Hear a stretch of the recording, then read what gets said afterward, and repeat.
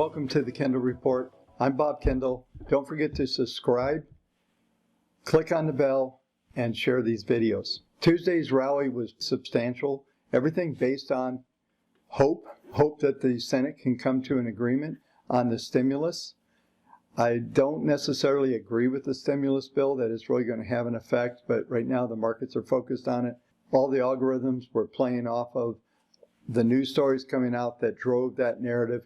They rallied the markets to finish up 11% on the Dow Jones and 9.38% on the S&P. So this is substantial. There's a high probability that we have put in a price low, but this is not a trend low. The trends are still down. And there's a lot to come and unpack yet as we go through at least another 3 weeks on April 12th, trying to get the economy back online. That is still catastrophic to keep the economy shut down that long. And just by saying that, Trump is getting all types of pushback, and the news media is pushing that the medical community thinks that's too early to bring things back. You got to stay locked down. We just can't do it. We've got to take some risk at some point. I've talked about this before, but the type A flu that's going around, the seasonal flu, which happens to be N1H1, which is swine flu, it's killed 20,000 people, and there's over 20 million people infected with that at the moment. Believe that there is something else going on here, and I don't know what it is. But regardless of that, it's the narrative that is driving the actions of the Fed, of the government, maybe the Senate if they can get their act together. It appears the Democrats want to pile in things that don't even matter to this situation. This is not the time for it, and it's a shame. In a crisis time, in all the history of our country, we've been able to band together, whether it was World War II or even 9/11. But from a market standpoint, there's very substantial signs that we're starting to see the stability. I talked about it last night. We were able to get some traction today. As far as going forward, I think there's probably at least 5 to 8 sessions where you could see somewhat of a positive move. We are down about 2% right now as I'm doing the video. We've seen this story before. We get this rally, and then it fades the next day. There's no follow-through, no 2 days in a row. We'll see how this one plays out. There is some substantial resistance overhead, and I'll unpack that here in a few minutes. But as this market goes forward, there's still going to be that situation that I talked about, these waves. Every time you think it's okay, there's going to be some other things to happen. As we go through the next 3 weeks, there's going to be unintended consequences, and things are going to happen in the economy. I'm going to call them the oh shit moment. I didn't think that would happen. Didn't think this would happen. These things will be coming at us for months to come because of the shutdown of the cash flow in the economy. So make no mistake, this is a long ways from being over. It's possible we hit a price low for now. We'll see how things unfold. I'll be covering that from a structural standpoint in the markets, and we'll see just what sets up. For now, I'm continuing to suggest everybody stay in cash. There is no need to panic, get in, speculate, do any of those things. Like I said the other night, be a spectator, not a speculator right now. Still way too early to be able to discern what's real and what's going to be able to hold. It's just going to take time.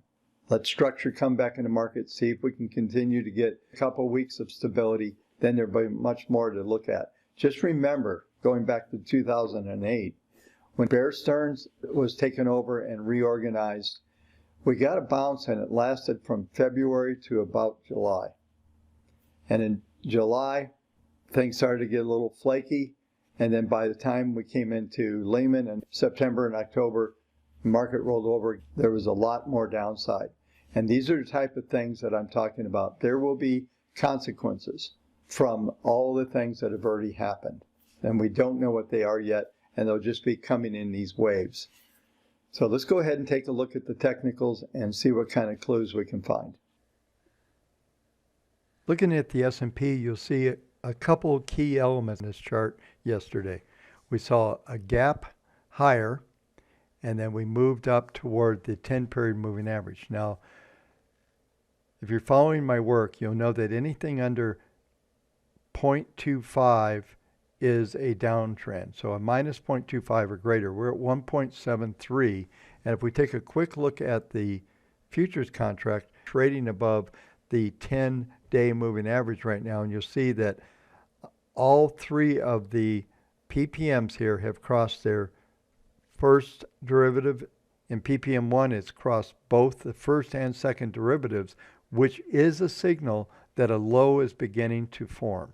The scenario on the futures I just showed you is based upon where they're trading right now. They're down 0.5%. When I was doing my opening dialogue, the markets were down about 2%, and we're just seeing about a half hour, 40 minutes before London opens. It is 2:15 a.m. Eastern time right now. You'll see that we also have a potential for a reversal bottom where we made a new low this week, and if we can close higher on Friday, then things will look pretty good. We still got a couple of days, and with this kind of volatility that we're seeing, anything is possible. But for now, you're seeing all the PPMs on a weekly starting to turn up, so we're starting to set up a pattern that could ultimately move us back toward the 200-week moving average at 2640, and the possibility of going a little bit higher than that. Let's look at a Fibonacci relationship. There are a couple of interesting things on this configuration, and in these relationships, you'll see that a 0.4 retracement is 2673, a 0.382 is 2652, which matches perfect with the 200-week moving average. So there's a good chance we'll move back to that level. The way things are trading, who knows? That could be this week. Sure, over the next 2 to 3 weeks, we're going to see markets move up to that level. The ultimate possibility would be that a structural bottom gets done over the next 2 or 3 weeks, and then we could see a further rally, maybe back towards 2794 as high as 2900. That seems a little far-fetched right now, but the moving averages are still heavily down, which tells you there'll be overhead resistance, and with the rate of change that's happening on the weekly averages, that's likely to come in play pretty quick. Most of the activity in the gold market has been a reaction to what the Fed has done, which is believed to be highly inflationary. But as all things in the markets right now, this market got way ahead of itself. It's starting to back up a little bit, actually printed a higher high overnight, and we're starting to see some pullback. I still expect to see the gold now stay in a 1700 to 1600 trading range over the next several weeks. I had discussed this pattern over the last several days, and I didn't think we would be able to do this, but in these markets, anything's possible. You get these stampedes, and they push the markets way beyond where they should go. But one notation on this weekly chart, you'll see that all the PPMs turned up sharply, started to penetrate their first and second derivatives, which is also a sign that there's stability coming in. My expectation is that what we'll see here is a pattern setting up in a large wedge. Configuration should look like this over the next several weeks. That has the highest level of probability to unfold from this current configuration.